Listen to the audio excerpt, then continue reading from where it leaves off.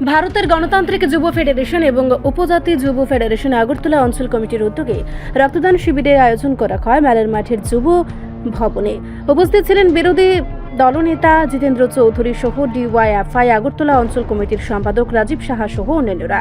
এদিন রক্তদাতাদের উৎসাহ দেন বিরোধী দলনেতা জিতেন্দ্র চৌধুরী। তিনি বলেন, এই সময় যুব সমাজকে নেশার মুখ থেকে ঘুরিয়ে রক্তদানের মতো সামাজিক কর্মসূচির দিকে নিয়ে আসতে হবে।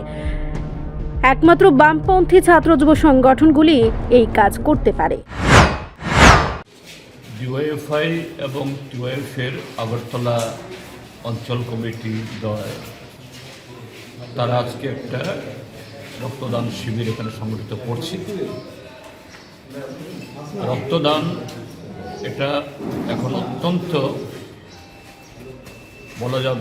বলতে হয় তো জরুরি, কেননা এই রক্তের অভাবে বহু মুমূর্ষ রোগী অকালেই তাদের জীবন নেবে।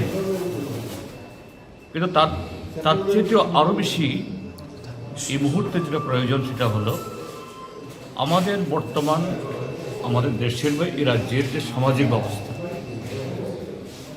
এই সামাজিক ব্যবস্থায় যে এক শ্রেণীর যারা কায়েমি স্বার্থ যুব সমাজকে এই অন্যের জীবন, অন্যের রক্তক্ষরণের জন্য নানাভাবে তারা সেখানে ক্রিয়ানক হয়ে কাজ করছে। সেখানে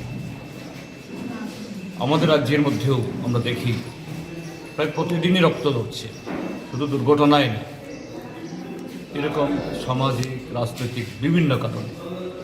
তো এই জায়গায় ডিওয়াইএফআইয়ের উদ্যোগ সামগ্রিকভাবে আমাদের সমাজ ব্যবস্থাকে সঠিক পথে, স্বাভাবিক পথে এবং একটা সুন্দর সমাজ গড়ে তোলার ক্ষেত্রে তাদের যে সাংগঠনিক লক্ষ্য আদর্শ সেদিকে নিয়ে যাওয়ার ক্ষেত্রে এখানে আজকে কতজন রক্তদান করলেন তা বড় কথা না, কিন্তু এই সামগ্রিক উদ্যোগে এটা অত্যন্ত একটা গুরুত্বপূর্ণ একটা পদক্ষেপ।